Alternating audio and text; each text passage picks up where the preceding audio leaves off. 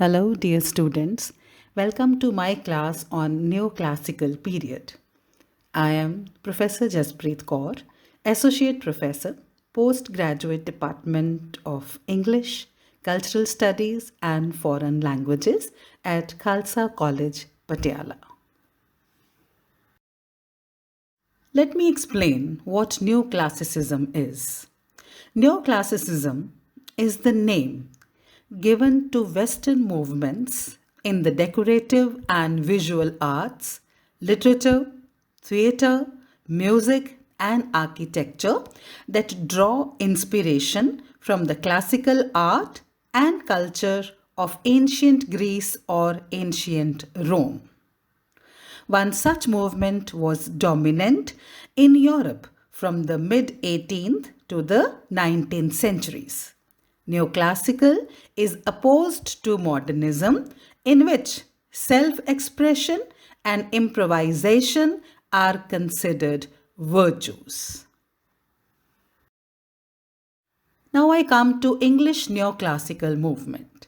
The English Neoclassical movement took inspiration from both classical and contemporary French models, and it embodied a group of attitudes towards art and human existence ideas of order, logic, restraint, accuracy, correctness, and decorum. Now we come to the time period of Neoclassical period. Neoclassicism dominated English literature from the Restoration in 1660 until the end of the 18th century, or when the publication of lyrical ballads that happened in 1798, which were jointly written by Wordsworth and Coleridge, marked the full emergence of Romanticism. So this is the time period of Neoclassical period. Now I come to classic models.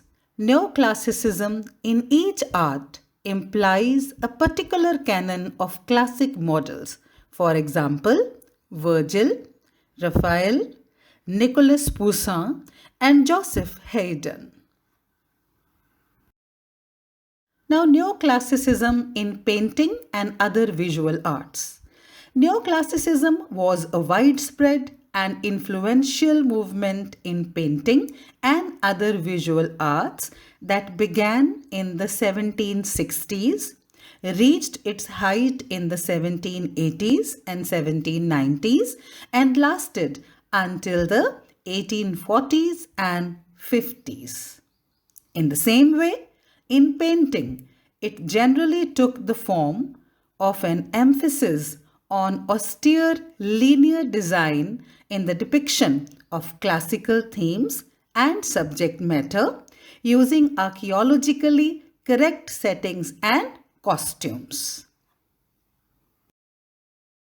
Let us now know the major divisions of the Neoclassical period.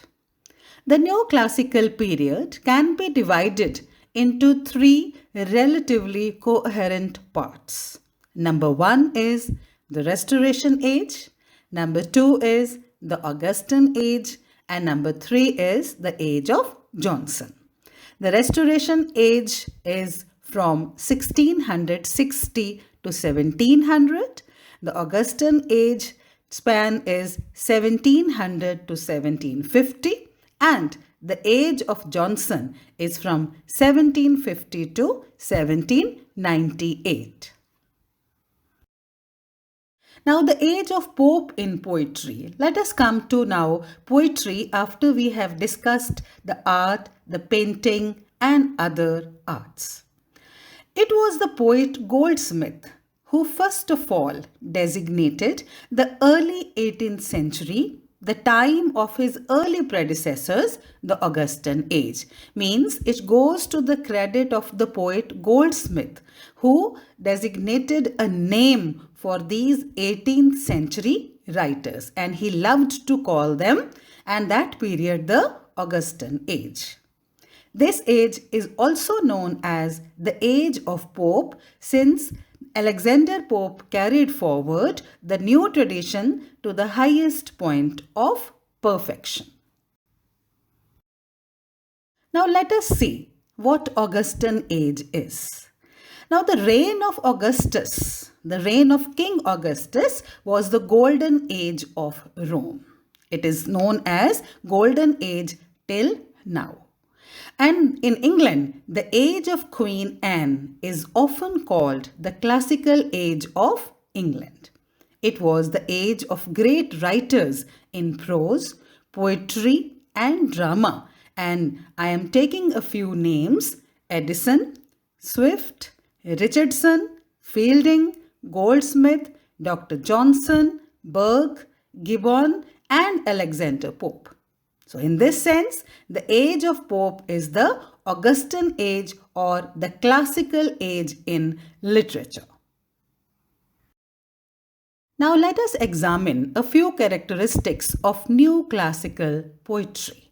And number one is adherence to set rules and principles.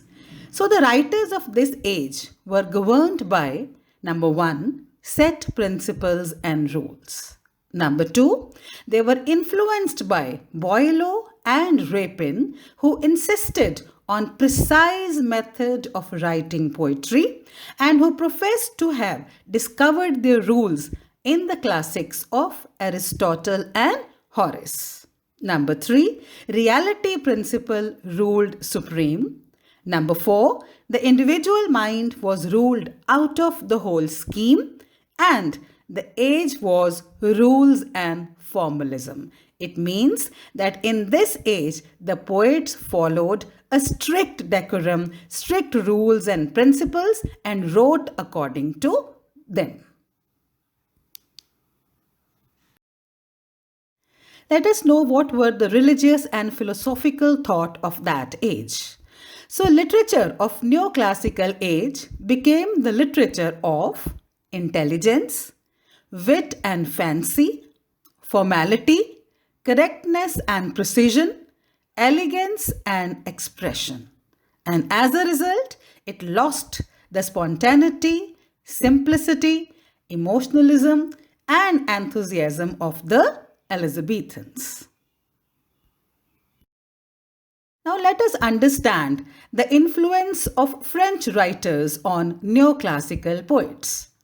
The literature of this age was influenced by the writing style of the French writers, and Boileau held supreme sway over the minds of the literary artists. Boileau was almost a literary dictator, and due to French influence, stress was not laid upon the originality of ideas but upon value of the form. And expression was more important than the matter. So all these writers took inspiration from French writers and they expressed more than their matter. Let us see what does this mean. The proper study of mankind is man. It means that the Augustans were most interested in human nature. Their aim was to copy the man and manners of society.